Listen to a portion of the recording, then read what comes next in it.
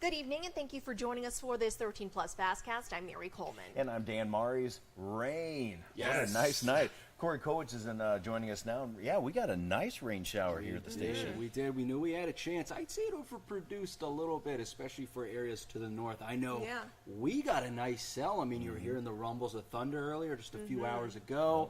The rain, oh, man. Didn't last too long here, but hey, we'll take it. I'll tell you what. A couple weeks ago, I got a car wash because I was, is it going to rain anytime soon? Let me get a car wash. Hey, listen, in 2 weeks, that's not bad. Nice.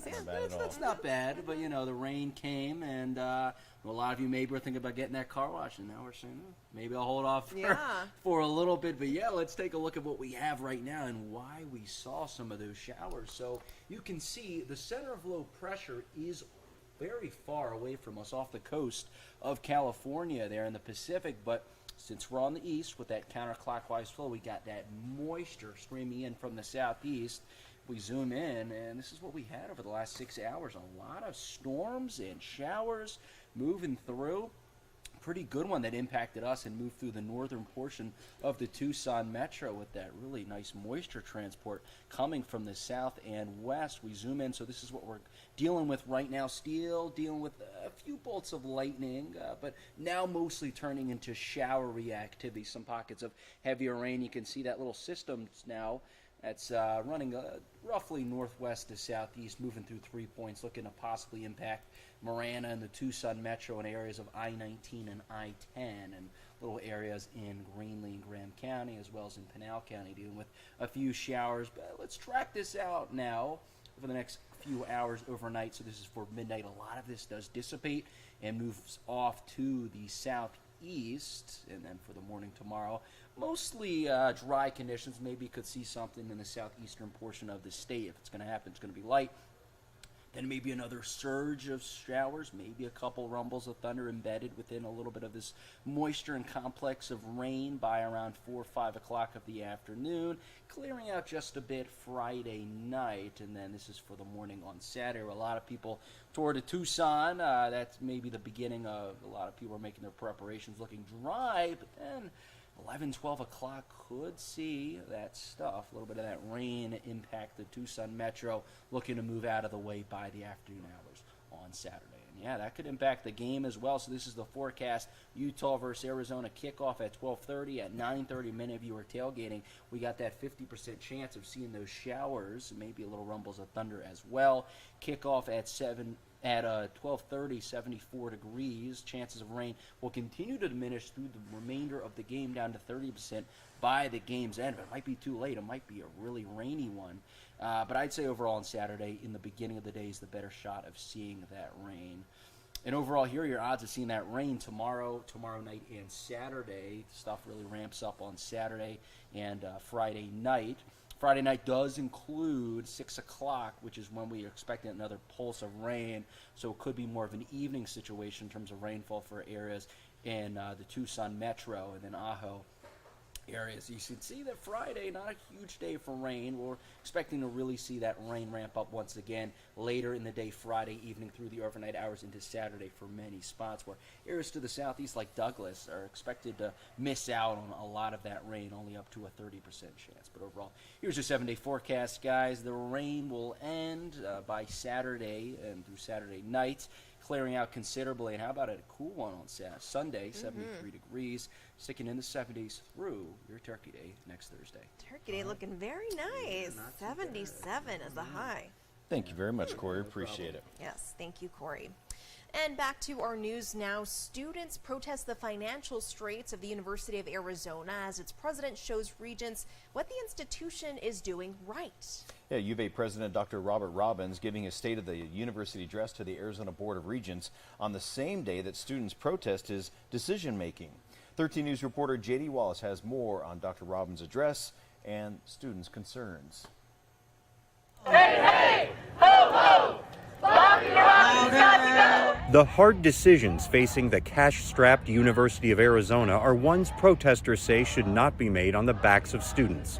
You know, in the state constitution, you are guaranteed the right to as nearly free as possible tuition, and it's definitely not even close. It's not the time for me to go through and describe all the issues around our financial challenges. But in a State of the University presentation, he says he planned all along for the Board of Regents. U of A President Robert Robbins underscores return on investment from research programs, increased engagement with Hispanic and Native American students, and attracting premier candidates for colleges. we need to focus on our core mission, which is teaching and research. And why it is that many of these investments are ROIs that are not immediate. This is an extremely helpful way for us to understand that. Reinvigorating the land-grant focus of this university with its enormous responsibility to the non-urban and rural parts of the state. But the clock is ticking on a mid-December deadline for a pencil-sharpening plan to increase the university's cash reserves from the current 3 months' worth to more like 4. And this protest says students and faculty should be spared. The cuts or whatever plan that they have needs to, put that burden on someone else that's not the students.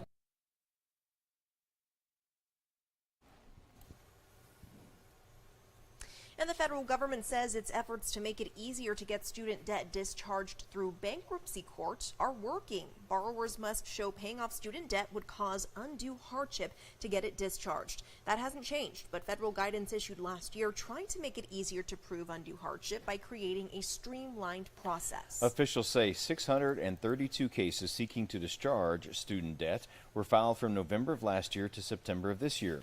That is a significant increase since the new process was created. According to the Justice Department, 99% of them received full or partial discharges. Last month, more than 43 million borrowers resumed payments after they were paused for more than 3 years during the pandemic. And fellow law enforcement officers are remembering a Border Patrol agent who died in an accident. Law enforcement officers held this procession for Freddy Ortiz today as his body was taken from the Pima County Medical Examiner's office to a funeral home in Tucson. He died Tuesday night in Douglas, Arizona. Cochise County Sheriff's deputies say he was responding to a call about suspected undocumented immigrants. He was riding an ATV that crashed into a light pole. The accident remains under investigation. And a commercial ferry service in the Bahamas has been suspended following the death of an American tourist. Tuesday, a ferry departed New Providence with about 140 people on board. The double-deck catamaran was transporting tourists from Paradise Island to Blue Lagoon Island. As you can see from this TikTok video, the boat started to take on water about 30 minutes later and then sank. The Royal Bahamas Police Force says a 74-year-old passenger from Broomfield, Colorado died. 2 others were hospitalized. The Bahamas Ministry of Energy and Transportation suspended services provided by the ferry's operator pending a safety review. And some big news out of Vegas today. Las Vegas is getting its first Major League Baseball team in 2028. Today, MLB owners voted unanimously to approve the relocation of the Oakland Athletics. This will end the franchise's 55-year stay in the Bay Area. The A's will continue to play in the Oakland Coliseum through next year, but it's unclear where they will be after that. The team's new permanent home, a $1.5 billion facility on the Las Vegas Strip, won't be ready until 2028. The A's are the 3rd professional sports team to leave Oakland in just the last 5 years, but how exciting will that be to watch a baseball game on the Vegas Strip? Yeah, very interesting. Lots of people. We'll see how loyal the fans are in this case. Well, some good news if you are interested in playing Santa or one of his elves this holiday season. At least one hiring agency says demand for holiday elves is up as more businesses and events are hoping to book Santa appearances. Brian Tabak has the story. Yeah, look at that. Getting a chance to sit on Santa's lap is a holiday tradition for many people. This year, Hire Santa, a company that provides Santa's helpers to malls, businesses, and other events, says it's seen a 36% increase in the number of people looking to book a Santa. It's before Thanksgiving and pretty much sold out on weekends in December already. Mitchell Allen is the founder and head elf. He believes the increase in demand and the number of Santa's helpers willing to work are because people are feeling safer post-pandemic. I really think that they're looking at this holiday season and thinking it's going to be a big year. They're really trying to push Christmas, and they're trying to draw people into their establishments. Those with Johnson County Public Health say it's good to see the robust return of gatherings and celebrations, but says people still need to be safe during this time of year when respiratory infections are most common. We're also in a different time frame. Most folks know we are far better off than we were 3 years ago, which is a good sign. Jarvis says it's been difficult to track COVID-19 information since the state stopped requiring reports, but says the state currently has a low to mild level of COVID-19, flu, and RSV.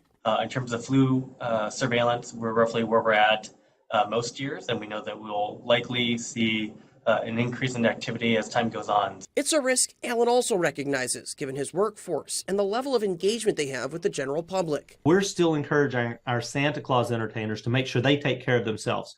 Because as you can imagine, our Santas are at a high risk for a negative outcome if they get COVID due to their age and other underlying.